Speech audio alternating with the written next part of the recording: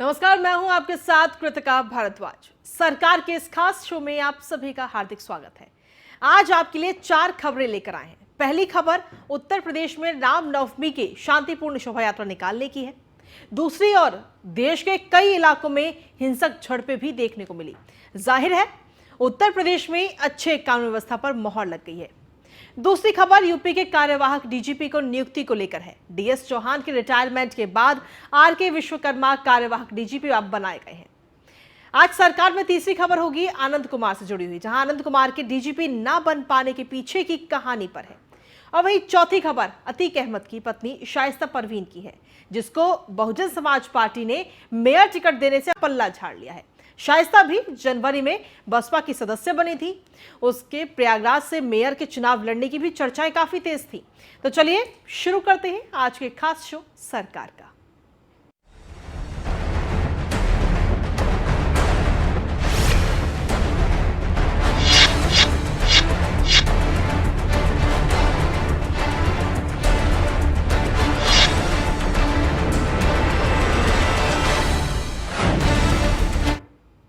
तो रामनवमी में इस बार देश के कई राज्यों में हिंसक झड़पें और बवाल की खबरें सामने आई, लेकिन देश के सबसे बड़े प्रदेश उत्तर प्रदेश में सब कुछ सामान्य रहा।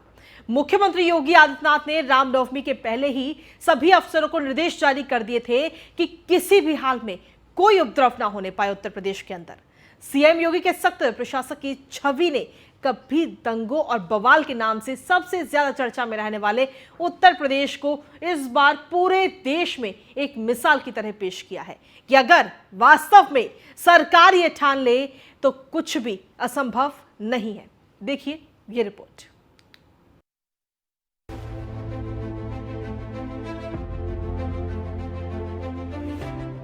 यूपी में निवेशकों को आकर्षित करना हो या फिर कानून व्यवस्था दुरुस्त करनी हो, पिछले 6 साल में उत्तर प्रदेश के मुख्यमंत्री योगी आदित्यनाथ ने प्रदेश को पूरे देश में एक मिसाल के तौर पे पेश किया है। रामनवमी के अवसर पे रामचरितमानस का पाठ सरकारी खर्च पे करवाने का आदेश देकर एक तरफ सीएम योगी ने देश भर में सुर्खियां बटोरी, तो वहीं दूसरी तरफ रमजान और रामनवमी जैसे त्योहारों के एक साथ पड़ने के बाद भी अपनी कुशल कार्यशैली के दम पर कहीं भी प्रदेश में धार्मिक माहौल को खराब नहीं होने दिया।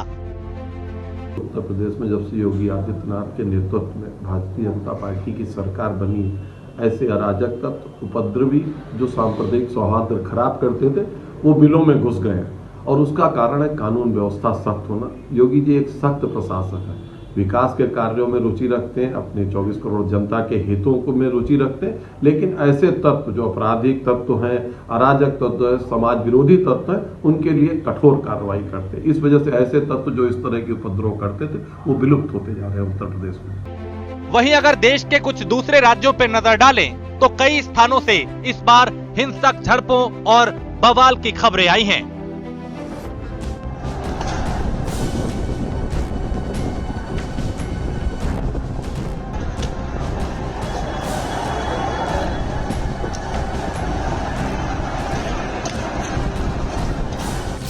बंगाल के हावड़ा में उपद्रव।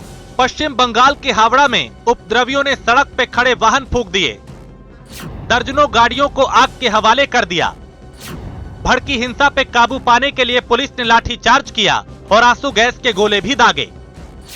हिंसा के बाद से पुलिस ने 36 लोगों को गिरफ्तार किया है। आरोप है कि हावड़ा में रामनवमी पे शोभा यात्रा के दौरान सड़क किनारे बने घरों से पथराव किया गया। आरोप यह भी है कि जिस वक्त उपद्रव हो रहा था पुलिस के जवान वहां मौजूद थे, लेकिन शिकायत करने के बाद भी कोई एक्शन नहीं लिया। गुजरात में शोभा यात्रा पर पथराव। गुजरात के वडोदरा में गुरुवार को रामनवमी की शोभा यात्रा पे पथराव के बाद हालात बिगड़ गए। जश्न में डूबा पूरा इलाका अचानक तनाव में तब्दील हो गया।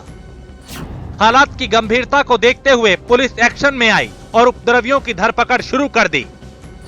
देर रात तक उपद्रवियों की धरपकड़ जारी रही और पुलिस की टीम लगातार कॉम्बिंग करती रही। महाराष्ट्र के संभाजी नगर में झड़प। महाराष्ट्र के संभाजी नगर में भी 2 समूहों के बीच झड़प हुई। उपद्रव के बाद पुलिस अलर्ट मोड पे आ गई और रामनवमी पर शोभा यात्रा के दौरान ड्रोन से निगरानी की गई। आधी रात को एक मंदिर के पास उपद्रवियों ने जमकर हंगामा किया। इस दौरान गाड़ियों में तोड़फोड़ की गई और कई गाड़ियों में आग लगा दी गई। पुलिस की गाड़ियों में भी आग लगा दी गई। संभाजीनगर में शोभा यात्रा के पहले बवाल तो हुआ, लेकिन शोभा यात्रा के दौरान पुलिस की सतर्कता से हालात कंट्रोल में रहे। मुंबई में आमने सामने आए दो गुट, लगाए श्री राम के नारे। मुंबई के मलाड इलाके में भारी हंगामा हुआ। रामनवमी जुलूस के दौरान दो गुट आमने सामने आ गए। भीड़ पर काबू पाने के लिए पुलिस वालों को भीड़ को खदेड़ना पड़ा। यह हंगामा तब हुआ जब एक तरफ शोभा यात्रा निकल रही थी और दूसरी तरफ रमजान के महीने में लोगों का भारी हुजूम खड़ा था।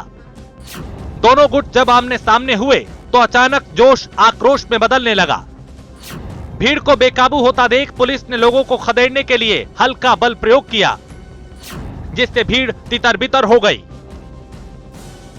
इन तमाम घटनाओं को देखकर आप अंदाजा लगा सकते हैं कि उत्तर प्रदेश जैसे राज्य में ऐसे माहौल में स्थिति कितनी खतरनाक हो सकती थी। जिसे कभी दंगों का प्रदेश कहा जाता था, उस प्रदेश में ऐसे हालात में भी कोई अप्रिय घटना ना घटने देना किसी चुनौती से कम नहीं थी। लेकिन मुख्यमंत्री योगी आदित्यनाथ और उनकी टीम ने बड़ी ही सूझबूझ के साथ रामनवमी जैसे त्योहार को सकुशल संपन्न करवाया और पूरे प्रदेश में अमन चैन कायम रहा। न्यूज़ 1 इंडिया के लिए लखनऊ से मनीष पांडे की रिपोर्ट। तो तमाम हंगामे के बाद में आखिरकार उत्तर प्रदेश पुलिस को अपना नया मुखिया मिल ही गया।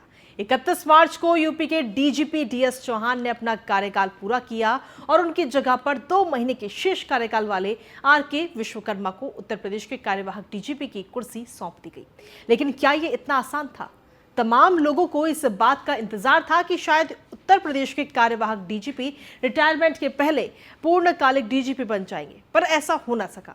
तमाम कयासों के बाद 2 महीने के लिए उत्तर प्रदेश के डीजीपी की कुर्सी पर अब आरके विश्वकर्मा आसीन हो गए हैं। लेकिन क्या आने वाले 2 महीने उनके लिए आसान है, खासकर ऐसे वक्त में जब प्रयागराज कांड को लेकर पूरी सरकार विपक्ष के निशाने पर है? देखिए ये रिपोर्ट। सवाल ये उठता है कि डॉक्टर आरके विश्वकर्मा की ये डगर आसान है या नहीं। वैसे डीजीपी बनने के बाद उनका पहला बयान भी काफी चर्चा में है। आरके विश्वकर्मा ने डीजीपी की कुर्सी संभालते ही कहा, माफिया और अपराधियों का डेटाबेस बना के उनका प्रोफाइल तैयार कराया जाएगा। माफिया की खोपड़ी पर कितने बाल, इनकी संपत्ति कितनी, इन्हें शरण देने वाला कौन और इनका नेटवर्क कहां-कहां है, इन सब का डेटाबेस बनाया जाएगा। सर्वप्रथम मैं परम श्रद्धेय मुख्यमंत्री जी का धन्यवाद देना चाहूँगा कि उन्होंने आपकी बात मुझे हिट करने का मौका दिया है। जैसे शासन की प्राथमिकताएं हैं, गरीबों के लिए, असहाय महिलाओं के लिए, बच्चों के लिए, जितने पुलिस स्टेशंस हैं हमेशा खुले रहें, उनकी बात सुनी जाए और जितने इस कैटेगरी के लोग जो उतने स्ट्रेंथ नहीं रखते हैं उनकी बात सुनकर उनका तत्काल निराकरण किया जाए। उसके बाद मेरा ये भी फोकस रहेगा कि हम जितने माफिया हैं, अपराधी प्रवृत्ति के लोग हैं, इनका वैसे तो बहुत हैं भी नहीं, इस प्रदेश में कम ही हैं और कम बच्चे हैं, लेकिन फिर भी उनका कंप्यूटर डाटाबेस बना के क्लाउड पर रख के उनकी खोपड़ी पर कितने बाल हैं, उनके रिश्तेदार कौन हैं, उनके हाइड आउट्स कौन हैं, एक एक प्रोफाइल जितना डिटेल हम रख सकते हैं हर एक का रखें। और अभी तक जैसे माननीय मुख्यमंत्री जी के निर्देशन में इनको बिल्कुल औकात पर रखा गया है, उसी तरह से उसको आगे बढ़ाते हुए और जितने अपराधी प्रवृत्ति के लोग हैं और माफियाज हैं इनको दुरुस्त किया जाएगा। जाहिर सी बात है, जो बातें डीजीपी साहब ने कुर्सी संभालते ही बोली हैं, वो बातें सिर्फ 2 महीने में पूरा करना आसान नहीं होगा। इसके लिए लंबी योजना बनानी होगी और इस पर मजबूती से काम भी करना होगा।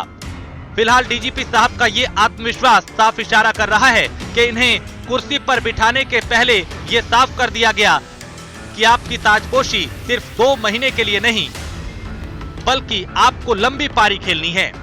फिलहाल पुलिस महकमे में इस बात की भी चर्चा है कि नए कार्यवाहक डीजीपी के रूप में सरकार ने वरीयता और योग्यता के साथ जातिगत समीकरण को भी ध्यान में रखा है।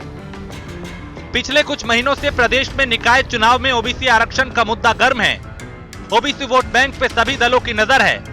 निकाय चुनाव की अधिसूचना जारी होने वाली है और डॉक्टर आर के विश्वकर्मा भी ओबीसी वर्ग से आते हैं। लिहाजा डॉक्टर आर के विश्वकर्मा को डीजीपी बना के सरकार ने ओबीसी वर्ग के वोटरों को बड़ा संदेश देने का काम किया है। न्यूज़ वन इंडिया के लिए मनीष पांडे की रिपोर्ट। तो चलिए सरकार में अब बात करते हैं तीसरी खबर की। उत्तर प्रदेश में एक तरफ नए डीजीपी की ताजपोशी को लेकर पुलिस महकमे में खासा उत्साह, वहीं दूसरी तरफ डीजी जेल रहे आनंद कुमार की तैनाती को लेकर काफी लोग आहत भी हैं। आनंद कुमार का नाम उत्तर प्रदेश के डीजीपी की रेस में काफी तेजी से आगे चल रहा था, लेकिन ऐसा क्या हुआ कि आनंद कुमार डीजीपी की रेस तो बाहर हो ही गए, बल्कि उन्हें डीजी जेल की कुर्सी भी गंवानी पड़ी। क्या चित्रकूट और बरेली जेल प्रकरण आनंद कुमार के लिए भारी पड़ा या कुछ और था जिससे आनंद कुमार इस रेस से बाहर हो गए? इसी पर देखिए हमारी ये रिपोर्ट। को इसकी जिम्मेदारी सौंप दी गई। हालांकि इस बात की चर्चा भी है कि जल्द ही इस पद पर किसी नए अफसर को तैनात कर दिया जाएगा। इन सब के बीच सबसे ताकतवर अफसर के रूप में एडीजी कानून व्यवस्था की जिम्मेदारी संभाल रहे प्रशांत कुमार सबसे ताकतवर अफसर के रूप में उभरे हैं। सरकार ने प्रशांत कुमार को प्रमोट करके स्पेशल डीजी ईओडब्ल्यू के साथ स्पेशल डीजी क्राइम भी बना दिया। फिलहाल पावर डिस्ट्रीब्यूशन के इस खेल में ये कहना गलत नहीं होगा कि नसीब में जिसके जो लिखा था वो तेरी महफिल में काम आया। किसी के हिस्से में प्यास आई, किसी के हिस्से में जाम आया। लखनऊ से न्यूज़ वन इंडिया के लिए मनीष पांडे की रिपोर्ट। और खास शो सरकार में अब बात करेंगे चौथी खबर की। अब तक माफिया अतीक अहमद के साथ मजबूती से खड़े रहने वाली बहुजन समाज पार्टी भी अतीक अहमद के दोषी करार दिए जाने के बाद अब अतीक अहमद से अपना हाथ पीछे खींचते हुए दिखाई दे रही है।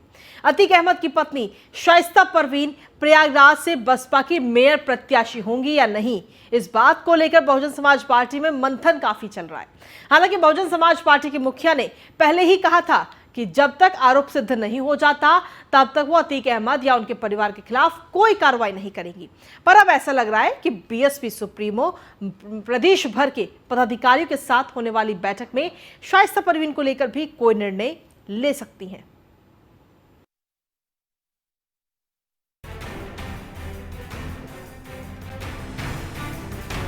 माफिया अतीक अहमद की पत्नी शाइस्ता परवीन ने जनवरी में प्रयागराज में बहुजन समाज पार्टी की सदस्यता ली थी। बहुजन समाज पार्टी ने शाइस्ता परवीन को प्रयागराज से मेयर के प्रत्याशी के तौर पे भी पेश किया था। उसके बाद उमेश पाल की हत्या होने पर अतीक के परिवार पर शिकंजा कसने लगा। बावजूद इसके बहुजन समाज पार्टी ने उनकी पत्नी शाइस्ता को पार्टी से नहीं निकाला। अब तक बसपा शाइस्ता के साथ खड़ी दिखी। पहले बीएसपी सुप्रीमो मायावती ने कहा था कि दोषी पाए जाने पर पार्टी से उन्हें निष्कासित किया जाएगा। अब हालात बदल गए हैं। अब शाइस्ता परवीन पर भी यूपी पुलिस की तरफ से इनाम घोषित हो चुका है। इस बीच प्रयागराज के जोनल इंचार्ज का भी एक बयान आया कि शाइस्ता परवीन अब बहुजन समाज पार्टी की प्रत्याशी नहीं है। फिलहाल आशंका जताई जा रही है कि अंतिम निर्णय पार्टी सुप्रीमो मायावती ही लेंगी। कल निकाय चुनाव की बैठक को लेकर बहुजन समाज पार्टी के तमाम प्रत्याशी तैयारी कर रहे हैं और कयास ये भी लगाए जा रहे हैं कि इसी बैठक में हो सकता है बहुजन समाजवादी पार्टी की मुखिया मायावती शाइस्ता परवीन को पार्टी से बाहर का रास्ता दिखा दें। न्यूज़ वन इंडिया के लिए लखनऊ से मनीष पांडे की रिपोर्ट। तो हमने आपको दिखाया सरकार का हमारा ये खास शो, जिसमें आपने उत्तर प्रदेश की धमक देखी, यहाँ कानून व्यवस्था की चमक देखी, जिससे यहाँ माफिया अब सहमे नजर आते हैं। देश भर में कई इलाकों से रामनवमी के दौरान हिंसक झड़प की खबर आई, लेकिन उत्तर प्रदेश में सब कुछ मंगल मंगल रहा।